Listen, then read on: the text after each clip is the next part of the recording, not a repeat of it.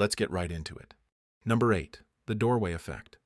You're sitting on your couch deep in the sacred ritual of scrolling through your phone when a sudden, urgent need for a very specific snack strikes you. The quest is on. You rise with purpose, a hero on a mission for cheddar-flavored crackers. You march into the kitchen, cross the threshold, and stop. The mission parameters have been wiped clean. What were you doing? Why are you in this brightly lit room full of appliances? You stare into the fridge as if it holds the secrets to the universe, hoping a carton of milk will jog your memory. Nothing. You wander back to the couch, defeated, only to sit down and have the cracker craving hit you again like a lightning bolt. You have just been victimized by the doorway effect. Psychologists call this an event boundary, and it's your brain's clumsy attempt at being efficient. When you move from one location to another, like walking through a doorway, your brain decides that whatever was happening in the old room probably isn't relevant anymore. It closes that mental file and opens a new one for the current room. It's like an overzealous intern who archives your Get Crackers memo because you changed departments from living room to kitchen. Your brain basically says, okay, new scene, new motivations. What's my line? The intention you had, the grand purpose that drove you from your comfortable spot, is unceremoniously dumped to make room for new, exciting kitchen-related thoughts like, wow, that counter is sticky. This is why you can forget what you were about to say the moment someone else starts talking. A new event started and your brain, the ruthless producer of your life's movie, just yelled cut on your previous thought. So, no, you're not losing your mind. Your brain is just a terrible project manager who can't handle multitasking between rooms. Number 7. Tip of the tongue tyranny. There are few things more infuriating than your own brain holding a word hostage. You know the word. You know its shape, its vibe, maybe even the first letter. It's right there, dancing on the periphery of your consciousness, taunting you. You're trying to remember the name of that actor, the guy from that movie with the thing. He has a face, definitely a human face. He was in that other thing with the woman. It's like Chadwick. No. Cumberbatch. No. You scrunch up your face, you snap your fingers, you stare at the ceiling as if the answer is written in a water stain. This mental agony is the tip of the tongue phenomenon, and it's your brain's version of a file retrieval error. Think of your memory like a giant, disorganized library.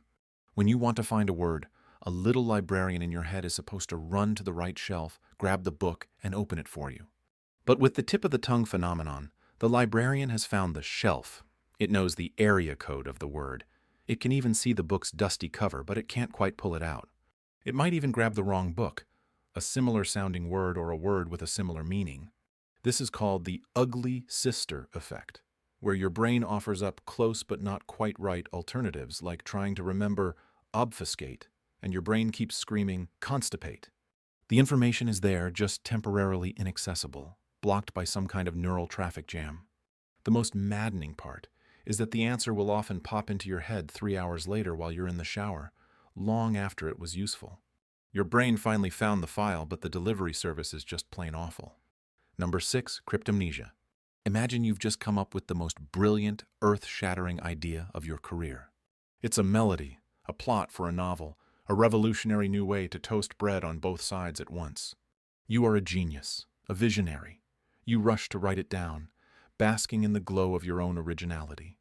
Then, a few days later, you're humming your new masterpiece and your friend says, "Oh, I love that song. It's a classic." Your heart sinks. Your original idea was actually a half-remembered Beatles tune you heard in a coffee shop last week. This mortifying experience is called cryptomnesia, or hidden memory, and it's the reason you should never trust your own brilliance. Cryptomnesia is essentially unintentional plagiarism committed by your own brain. It happens when a forgotten memory resurfaces, but your mind fails to recognize it as a memory. Instead, it presents the information to you as a brand new, original thought. Your brain's source monitoring system, the bit responsible for tagging where a memory came from, has completely dropped the ball. It's like finding a note on your desk that says, "Invent the telephone," and assuming you wrote it yourself, instead of remembering you just read a biography of Alexander Graham Bell. This happens more often than you'd think, especially with creative people. George Harrison of the Beatles was famously sued because his song My Sweet Lord was incredibly similar to the Chiffons' He's So Fine. He claimed he didn't do it consciously, and he probably didn't. His brain just served him a delicious-looking meal made from someone else's ingredients and forgot to mention where it went shopping. Basically, your brain is a content aggregator that forgot to cite its sources. Number 5. Source amnesia. You know for a fact that sloths can hold their breath longer than dolphins. It's one of your go-to interesting facts at awkward parties. But when someone asks you how you know that, you draw a complete blank. Did you read it in a reputable science journal? Did you see it on a nature documentary narrated by a soothing British man? Or did your cousin Steve tell you after eating an entire bag of questionable gummy bears? You have no idea. The fact is securely lodged in your brain, but its origin story is gone.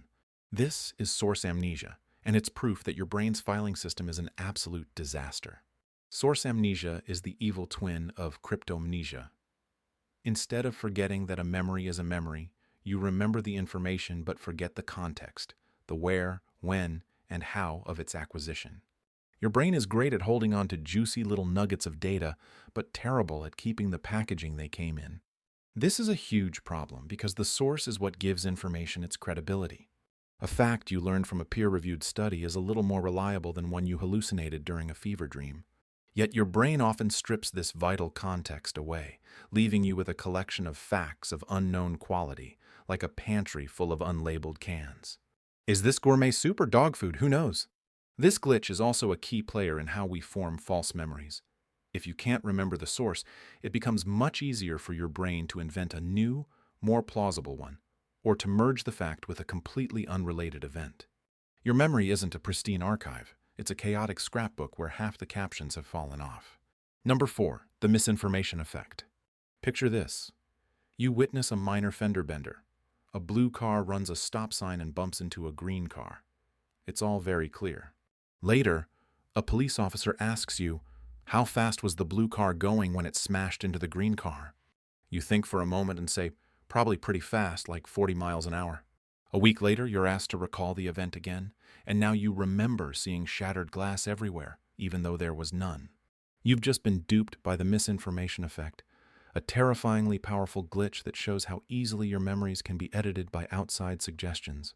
Pioneered by psychologist Elizabeth Loftus, research on this effect shows that our memories are not static recordings. They are malleable, suggestible, and highly vulnerable to corruption.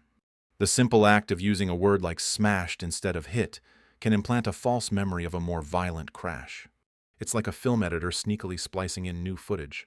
Your brain, eager to create a coherent story, accepts the new information and seamlessly weaves it into the original memory until you can no longer tell the difference. This isn't just about car crashes, it can happen with anything. If someone repeatedly tells you that you loved eating spinach as a child, even if you hated it, you might eventually develop a vague, false memory of enjoying it. This is because every time you recall a memory, you're not playing back a video. You're rebuilding it from scratch, and during that reconstruction phase, it's vulnerable. New information, suggestions, and leading questions are like contractors showing up and saying, hey, while we're rebuilding this, why don't we add a bay window and some broken glass? Your memory, desperate to please, just says, sure, sounds good to me. Number 3. Jamais Vu. Everyone knows about déjà vu, that spooky feeling that you've experienced a new moment before. But let's talk about its weirder, more unsettling cousin. Jamais vu. It translates to never seen, and it's the profound, jarring sensation that something intensely familiar is suddenly completely alien. You might look at your own hands and feel a chilling sense of detachment, as if they belong to a stranger. Or you stare at a simple common word like door until the letters dissolve into a meaningless jumble of lines and curves.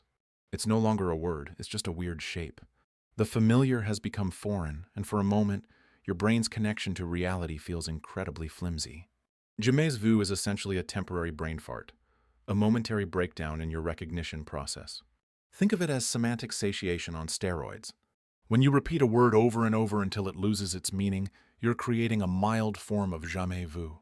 Your brain's neurons, which are responsible for recognizing and giving meaning to that word, get tired. They've been firing in the same pattern for too long, and they just give up. They go on a little smoke break. In more profound cases of jamais vu, this can happen with faces, places, or even your own reflection. Your brain's facial recognition software just crashed, and now it's looking at your best friend's face as if it's an abstract sculpture. While it's usually just a brief, harmless glitch, it's a powerful reminder of how much we rely on our brain's automatic processing. We take for granted that a fork is a fork and our mom is our mom. Jamais vu is the moment your brain's autopilot switches off and you're left staring at the control panel, having no idea what any of the buttons do. Number 2. The Google Effect. When was the Battle of Hastings? What's the capital of Kyrgyzstan? Who was the fourth person to walk on the moon? 10 years ago, you might have known one of those facts or at least felt bad for not knowing. Today, you don't care because the answer is 5 seconds away in your pocket.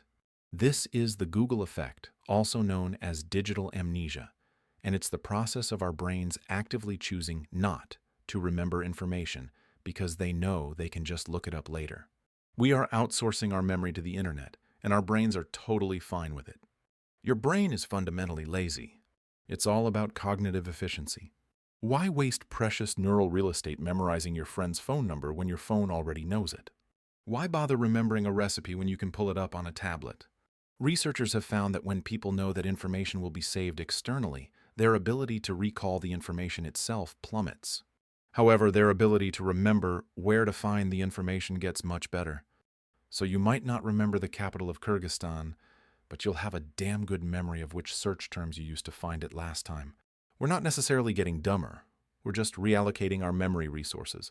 We're treating the internet as a massive external hard drive for our own minds. The downside, of course, is what happens when the Wi-Fi goes out. We're left standing there, stripped of our external brain, trying to remember how to do long division and realizing we've completely forgotten the password to our own internal files. Number 1. The Mandela Effect. We've finally arrived at the big one. The grand collective hallucination that has convinced thousands of people of a shared alternate reality. The Mandela Effect.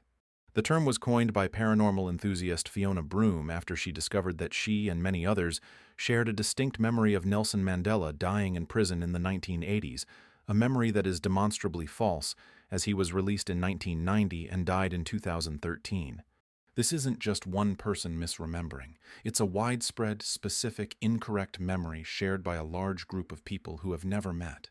And it gets weirder. Do you remember the Berenstain Bears, the family of friendly cartoon bears? A lot of people swear, with every fiber of their being, that it was spelled Berenstein with an E. They remember the E. They can see it on the book cover in their mind's eye. But it's always been Berenstain. Or how about the rich Monopoly man? You probably picture him with a monocle, right? Go ahead, check. He's never had one. Not ever. And Darth Vader's famous line? It's not, Luke, I am your father. It's, no, I am your father. So what's going on here? Are we all slipping between parallel universes? Probably not. The more likely, and frankly more boring, explanation is a perfect storm of the other memory glitches we've talked about. It's a combination of source amnesia, suggestibility, and the way our brains tend to smooth over awkward details to make them fit a more familiar pattern. Berenstein is a more common spelling than Berenstain. A monocle fits the rich old-timey guy stereotype. Our brains make these edits without our permission, and once that memory is rebuilt incorrectly, it feels just as real as a genuine one. Then, thanks to the internet, we find thousands of other people whose brains made the exact same lazy edit, and suddenly, a conspiracy is born.